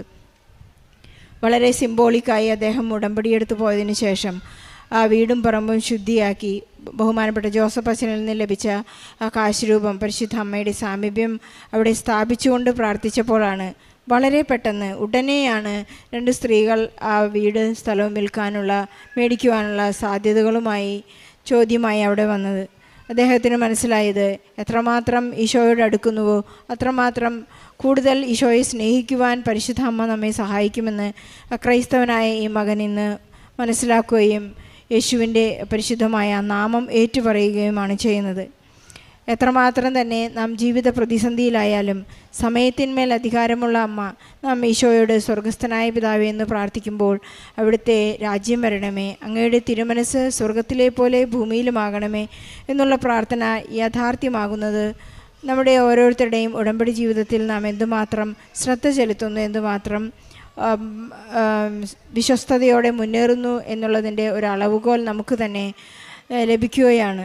വിജുകുമാറിന് ലഭിച്ചത് അങ്ങനെ തന്നെയാണ്. തൻ്റെ ജീവിതത്തെ ക്രമീകരിച്ചപ്പോൾ ഇനി എനിക്ക് ദൈവമല്ലാതെ മറ്റൊരു മാർഗമില്ല, വഴിയും സത്യവും ജീവനുമായ ഈശോയിൽ കൃത്യമായി വളരെ സത്യമായി വിശ്വസിച്ചുകൊണ്ട് അദ്ദേഹം മുന്നേറിയപ്പോഴാണ് അദ്ദേഹത്തിന് ഉടൻ പരിഹാരം ജീവിതത്തിൽ ഉണ്ടായത്. അത് മറ്റുള്ളവരെ പറഞ്ഞ് മനസ്സിലാക്കുവാനും തൻ്റെ തന്നെ ജീവിത സാക്ഷ്യം മറ്റുള്ളവരെ പറഞ്ഞ് മനസ്സിലാക്കി ലോകത്തിൽ ഇനി ഏകരക്ഷകനായി ഈശോ മാത്രമേ ഉള്ളൂ എന്ന് ഏറ്റുപറയാനുള്ള ഒരു വലിയ മനോധൈര്യവും ചങ്കൂറ്റവും അദ്ദേഹത്തിനുണ്ടായി എന്ന് സാക്ഷ്യപ്പെടുത്തുന്നു. അതുപോലെ തന്നെ മകളുടെ ഒരു വലിയ സാക്ഷ്യം അദ്ദേഹം ഏറ്റുപറയുന്നു. മകൾക്ക് SSLC പരീക്ഷയിൽ തോറ്റുപോകും, അല്ലെങ്കിൽ ഹിന്ദി പരീക്ഷയിൽ ഒട്ടും തന്നെ 3-4 മാർക്ക് മേടിച്ചിരുന്ന ഈ മകൾ ഇന്ന് 81% മാർക്കിൽ മകൾ SSLC പരീക്ഷ പാസ്സാവുകയും A+ കിട്ടി. മകൾക്ക് ഹിന്ദി പരീക്ഷയിൽ നല്ല 100% മാർക്ക് കിട്ടി. ഈ മകൾ ഈ അൾത്താരയിൽ നന്ദി പറയുവാനായി വന്നിരിക്കുകയാണ്. നമ്മുടെ ജീവിത ക്രമങ്ങളിൽ ജീവിതചര്യകളിലെല്ലാം നമ്മൾ തോറ്റുപോകുന്നു, അല്ലെങ്കിൽ നാം 0 ആയി 1-2 മാർക്ക് അല്ലെങ്കിൽ 3-4 മാർക്ക് എങ്ങനെയാണ് A+ ആകുന്നത്? അതിനുള്ളൊരു ഉത്തരമാണ് not by merit but by grace. ഇത് കൃപ കൊണ്ടാണ് നാം വിജയത്തിലേക്ക് എത്തുന്നത്, നമ്മുടെ ഒരു യോഗ്യതയുമല്ല. വിജയകുമാരനും കുടുംബത്തിനും എന്നത് മനസ്സിലായതുകൊണ്ട് മറ്റുള്ളവരെ ഈശോയെ കൊടുക്കുവാൻ അദ്ദേഹത്തിന് സാധിക്കുന്നു. വിജയകുമാരന് ലഭിച്ച എല്ലാ അനുഗ്രഹങ്ങൾക്കും ഈശോയ്ക്കും പരിശുദ്ധ അമ്മയ്ക്കും നന്ദി പറയുന്നതോടൊപ്പം നമ്മുടെ എല്ലാ ജീവിത പ്രതിസന്ധികളെയും, നമ്മുടെ പഠിക്കുന്ന മക്കളെയും, അലസമായി ജീവിക്കുന്ന മക്കളെയും, അതുപോലെ വീടും പരിസരവും വിൽക്കുവാനും വാങ്ങുവാനും, വീടില്ലാത്തവരെയും വഴിയില്ലാത്തവരെയും വെള്ളമില്ലാത്തവരെയും ജീവിത പ്രതിസന്ധികളിൽ തങ്ങി നിൽക്കുന്നവരെ എല്ലാവരുടെയും നിയോഗങ്ങളെ സാക്ഷ്യത്തോട് ചേർത്ത് വെച്ച് ഈശോയ്ക്കും പരിശുദ്ധ അമ്മയ്ക്കും നല്ല ഒരു കയ്യടി നൽകി ഈ സാക്ഷ്യം നമുക്ക് സമർപ്പിക്കാം. എന്നെയും എൻ്റെ കുടുംബത്തെയും പ്രത്യക്ഷീകരണത്തിൻ്റെ സ്ഥിരം സാക്ഷിയായി ഉയർത്തിയതിന് കൃപാസന മാതാവിനും ഈശോയ്ക്കും 1000 നന്ദി പറയുന്നു. എൻ്റെ പേര് ക്ലിറ്റി തോമസ്, ഇതെൻ്റെ ഹസ്ബൻഡ് റെജി തോമസ്, ഇതെൻ്റെ മകൻ ജുവൽ തോമസ്. ഞങ്ങൾ വരുന്നത് കണ്ണൂർ ജില്ലയിൽ നിന്നാണ്. ജോലി കിട്ടിയ ഒരു സാക്ഷ്യം പറയാനായിട്ടാണ് ഞാനിവിടെ വന്നിരിക്കുന്നത്. ഞാൻ നേഴ്സായിട്ട് കുവൈറ്റിൽ വർക്ക് ചെയ്യുകയായിരുന്നു, ഒരു പ്രൈവറ്റ് ഹോസ്പിറ്റലിൽ. അവിടെ വർക്ക് ചെയ്തുകൊണ്ടിരിക്കുമ്പോൾ MOHൻ്റെ ഒരു ഇൻ്റർവ്യൂ വരികയും അതിനകത്ത് ഞാൻ പാസ്സാവുകയും ചെയ്തു. പക്ഷേ എനിക്ക് അവിടെ നിന്ന് അവർ NOC തരത്തില്ലായിരുന്നു. NOCക്ക് വേണ്ടി ഞാൻ അവരോട് സംസാരിച്ചപ്പോൾ അവർ പറഞ്ഞു 2 വർഷമായവർക്ക് കൊടുക്കത്തില്ല, 3 വർഷമായാലേ കൊടുക്കത്തുള്ളൂ എന്ന് പറഞ്ഞു. അതിനുശേഷം 2 വർഷം കഴിഞ്ഞപ്പോഴത്തേക്ക് മാനേജ്മെൻറ്റ് മാറുകയും അവരെന്തായാലും തരത്തില്ല എന്ന് പറഞ്ഞു. അപ്പോൾ ഞാൻ അവരോട് പറഞ്ഞു എനിക്ക് NOC വേണ്ട, എക്സിറ്റ് മതി എന്ന് പറഞ്ഞു. അപ്പോൾ എക്സിറ്റിനും അവർ വില്ലിങ് അല്ലായിരുന്നു. അന്നേരം എനിക്ക് അവിടുന്ന് ഉടമ്പടി ഉപ്പ് കിട്ടുകയും ഞാനത് HR-ൻ്റെ മുന്നിലിട്ട് പ്രാർത്ഥിക്കുകയും ചെയ്തു. പ്രാർത്ഥിച്ചതിന് ശേഷം HR എന്നെ വിളിച്ചിട്ട് പറഞ്ഞു നിനക്ക് എക്സിറ്റ് തരാം, നീ പൊയ്ക്കോളാൻ പറഞ്ഞു. അങ്ങനെ ഞാൻ എക്സിറ്റ് മേടിച്ച് ഇങ്ങോട്ട് പോരാൻ വേണ്ടി തുടങ്ങുന്ന സമയത്ത് എൻ്റെ ഒരു ഫ്രണ്ട് എന്നെ വിളിക്കുകയും നീ ഒന്നും കൂടി അപ്ലൈ ചെയ്താൽ മതി, അപ്പം നിനക്ക് എന്തായാലും മിനിസ്ട്രിയിലേക്ക് തന്നെ വരാൻ വേണ്ടി പറ്റുമെന്ന് പറഞ്ഞു. അങ്ങനെ ഞാൻ പിന്നെ ഒന്നും കൂടി അപ്ലൈ ചെയ്തിട്ട് ഞാൻ ഇങ്ങോട്ട് വന്നു. നാട്ടിൽ എന്തായാലും ഇൻ്റർവ്യൂ ഉണ്ടാകും എന്ന് അവർ പറഞ്ഞു. അങ്ങനെ ഞാൻ ഇങ്ങോട്ട് പോന്ന് ഞാൻ ഉടമ്പടി എടുത്തത് തീർത്ഥാടന ഉടമ്പടി എടുത്തത് മെയ് 14 2025 അങ്ങനെ ഞാൻ ഇവിടെ വരികയും ഞാൻ നാട്ടിൽ വന്നത് മെയ് 9 അന്ന് മെയ് 14 ഞാൻ ഇവിടെ വരികയും തീർത്ഥാടന ഉടമ്പടി എടുക്കുകയും ചെയ്തു. തീർത്ഥാടന ഉടമ്പടി എടുത്തതിന് ശേഷം എനിക്ക് അവിടുന്ന് ഇൻ്റർവ്യൂ വരികയും ഞാൻ അത് അറ്റൻഡ് ചെയ്യുകയും ചെയ്തു. പക്ഷേ അതിന് റിപ്ലൈ ഒന്നും വന്നില്ല. അന്നേരം അവിടെ അന്വേഷിച്ചപ്പം പറഞ്ഞു നമ്മൾ എല്ലാം ലോക്കലിലാണ് ഞാൻ അവിടെ എല്ലാ സർട്ടിഫിക്കറ്റും സബ്മിറ്റ് ചെയ്തേക്കുന്നത്, ലോക്കൽ മാറ്റി ലോക്കം ആക്കിയാലേ നമുക്ക് നാട്ടിൽ നിന്ന് കയറി വരാൻ പറ്റത്തുള്ളൂ എന്ന് പറഞ്ഞു. അങ്ങനെ ഞാനിവിടെ എല്ലാ മാസവും ഇവിടെ വരികയും പ്രാർത്ഥിക്കുകയും ചെയ്തു. അങ്ങനെ ഞാൻ ആദ്യം ഉടമ്പടി പുതുക്കാൻ വേണ്ടി വന്ന സമയത്ത് എനിക്ക് എൻ്റെ ഫ്രണ്ട് എന്നെ വിളിച്ചിട്ട് പറഞ്ഞു നിൻ്റെ ലോക്കൽ മാറ്റിയിട്ട് എല്ലാം ലോക്കമാക്കിയിട്ടുണ്ട്, നീ ഒന്നുകൊണ്ടും പേടിക്കേണ്ട, പാസ്പോർട്ട് അയച്ചു തരാൻ വേണ്ടി പറഞ്ഞു. അങ്ങനെ ഞാൻ പാസ്പോർട്ട് സെൻഡ് ചെയ്ത് കൊടുത്തതിന് ശേഷം എന്നോട് പറഞ്ഞു പിന്നെ ഞാൻ വെയിറ്റ് ചെയ്തിരുന്നു കഴിഞ്ഞപ്പം എനിക്ക് മെയിൽ വന്നു നിങ്ങളുടെ വിസ പ്രോസസ്സിങ്ങിന് വേണ്ടി വെച്ചേക്കുവാന്ന് എന്ന് പറഞ്ഞു. അപ്പം വിസയ്ക്ക് വേണ്ടി ഞാൻ വെയിറ്റ് ചെയ്തിരുന്നു. 1 മാസം നിന്നു, വിസ വന്നില്ല. അന്നേരം എൻ്റെ ഫ്രണ്ട് പോയി അവിടെ അന്വേഷിച്ചപ്പോൾ എന്നോട് പറഞ്ഞു ഓൾറെഡി നിൻ്റെ പേരിൽ ഒരു വിസ കിടക്കുകയാണ്, അതുള്ളത് കൊണ്ട് ഇവർക്ക് വിസ അടിക്കാൻ വേണ്ടി പറ്റുന്നില്ല, അത് ക്യാൻസൽ ചെയ്തതിന് ശേഷമേ പറ്റത്തുള്ളൂ എന്ന് പറഞ്ഞു. അതിനുവേണ്ടി ക്യാൻസൽ ചെയ്യാൻ വേണ്ടി ഞാൻ അവിടെ ഹോസ്പിറ്റലിൽ കോൺടാക്റ്റ് ചെയ്യുകയും അവരത് ക്യാൻസൽ ചെയ്ത് തരികയും എനിക്ക് പിന്നെ അവർ മെയിൽ അയക്കുകയും പിന്നീട് അവർ വിസ എനിക്ക് അയച്ചു തരികയും ചെയ്തു. അങ്ങനെ വിസ എനിക്ക് ഞാൻ ഉടമ്പടി എടുത്ത് 1 വർഷം കറക്റ്റായപ്പം വിസ എനിക്ക് മെയ് 14 എനിക്ക് വിസ കിട്ടി. എനിക്കിപ്പം ടിക്കറ്റും വന്നു. ഞാൻ നാളെ കഴിഞ്ഞ് ഞാൻ 25 ഞാൻ കുവൈറ്റിന് മിനിസ്ട്രിയിലേക്ക് പോവുകയാണ്. അമ്മ മാതാവ് തന്ന എല്ലാ അനുഗ്രഹങ്ങൾക്കും ഞാൻ 1000 നന്ദി പറയുന്നു. ഞാൻ എല്ലാ മാസവും ഇവിടെ വരികയും പ്രാർത്ഥിക്കുകയും ചെയ്തിരുന്നു. അതിൻ്റെ ഫലമായിട്ട് ഞാൻ ഇങ്ങോട്ട് വരുന്ന സമയത്താണ് എനിക്ക് എല്ലാ മെയിലും കാര്യങ്ങളും എല്ലാം വന്നുകൊണ്ടിരുന്നത്. മാതാവിന് 1000 നന്ദി പറയുന്നു. അതുപോലെ തന്നെ എൻ്റെ ഒരു മെഡിക്കൽ ടെസ്റ്റ് ചെയ്തപ്പം എനിക്ക് ഓൾറെഡി ഞാൻ കുവൈറ്റിൽ വർക്ക് ചെയ്തതാണ്. ഞാൻ ഇവിടുന്ന് മെഡിക്കൽ ചെയ്യുകയും അവിടെ മെഡിക്കൽ ചെയ്യുകയും എനിക്ക് ഒരു പ്രോബ്ലം ഇല്ലായിരുന്നു. പക്ഷേ ഞാൻ രണ്ടാമത് ഇവിടെ വന്ന് പോകാൻ വേണ്ടി മെഡിക്കൽ ചെയ്തപ്പോൾ എൻ്റെ എക്സ്റേ പാച്ചസ് ഉണ്ടെന്ന് പറഞ്ഞു. ഞാൻ ഉടമ്പടി തൈലവും വിശുദ്ധ വസ്തുവായ ഉപ്പും തേനും ഉപയോഗിച്ചതിൻ്റെ ഫലമായി 1 ആഴ്ച കഴിഞ്ഞ് ഞാൻ എക്സ്റേ ചെയ്തപ്പോൾ എനിക്ക് എക്സ്റേയിൽ ഒരു കുഴപ്പവും ഇല്ല എന്ന് പറഞ്ഞു. അമ്മ മാതാവിനും ഈശോയ്ക്കും 1000 നന്ദി പറയുന്നു. അതുപോലെ തന്നെ എനിക്ക് ഡ്രൈവിംഗ് ലൈസൻസ് ഞാൻ ഡ്രൈവിംഗ് എന്ന ഒരു സ്വപ്നമേ എൻ്റെ ജീവിതത്തിൽ ഉണ്ടായിരുന്നില്ല. പക്ഷേ എൻ്റെ മാതാവ് എന്നെ ഡ്രൈവിംഗ് പഠിപ്പിച്ചു. അതുപോലെ തന്നെ ഞാൻ 3 പ്രാവശ്യം അറ്റൻഡ് ചെയ്തതിന് ശേഷമാണ് എനിക്ക് പാസ്സാകാൻ വേണ്ടി പറ്റിയത്. പക്ഷേ അന്ന് ഞാൻ വിശുദ്ധ വസ്തുക്കൾ ഉപയോഗിച്ചിട്ടാണ് എല്ലാം പാസ്സായത്. എനിക്ക് 2 വീലർ വേണ്ടെന്ന് ഞാൻ അവരോട് പറഞ്ഞതാണ്. എനിക്ക് 4 വീലർ മാത്രമേ ഓടിക്കാൻ പറ്റുന്നുണ്ടായിരുന്നുള്ളൂ. 2 വീലറിൻ്റെ 8 എടുക്കാൻ പറ്റുന്നേ ഇല്ലായിരുന്നു. പക്ഷേ എന്നോട് RTO ഞാൻ 4 വീലറിൻ്റെ ടെസ്റ്റിന് ചെന്നപ്പോൾ RTO എന്നോട് ചോദിച്ചു, എവിടെയാണ് പഠിക്കുന്നത്, എന്തിനാണ് ജോലി ചെയ്യുന്നത്? ഞാൻ പറഞ്ഞു നേഴ്സായിട്ടാണ്, കുവൈറ്റിലാണെന്ന് പറഞ്ഞു. അപ്പോൾ എന്നോട് ചോദിച്ചു 2 വീലർ വേണ്ടേ എന്ന് ചോദിച്ചു. പക്ഷേ ഞാൻ പറഞ്ഞു എനിക്ക് വേണ്ട, എനിക്ക് ഓടിക്കാൻ പറ്റുന്നില്ല എന്ന് പറഞ്ഞു. പക്ഷേ പിറ്റേ ദിവസം ലൈസൻസ് വന്നപ്പോൾ എനിക്ക് 2 വീലറും 4 വീലറും കിട്ടി. അമ്മ മാതാവിന് ഞാൻ 1000 നന്ദി പറയുന്നു. പ്രേക്ഷിത പ്രവർത്തനമായിട്ട് ഞാൻ എല്ലാ മാസവും ഇവിടെ വരുമായിരുന്നു. ഞാനും എൻ്റെ ഹസ്ബൻഡും കൂടി പോയിട്ട് എല്ലാ വീടുകളിലും കയറിയിട്ട് വിശുദ്ധ വസ്തുവായ തൈലം വെച്ച് കുരിശ വരച്ച് വിശ്വാസ പ്രമാണം ചൊല്ലി എല്ലാവർക്കും ഞങ്ങൾ വിതരണം ചെയ്തു. അതുപോലെ തന്നെ ഞങ്ങൾ കൂടുതലും കൊടുത്തത് കോളേജിൽ പഠിക്കുന്ന സ്റ്റുഡൻസിനായിരുന്നു. അവർ ആത്മീയമായിട്ട് ഒത്തിരി വളരാനായിട്ട് അവർക്കാണ് കൊടുത്തിരുന്നത്.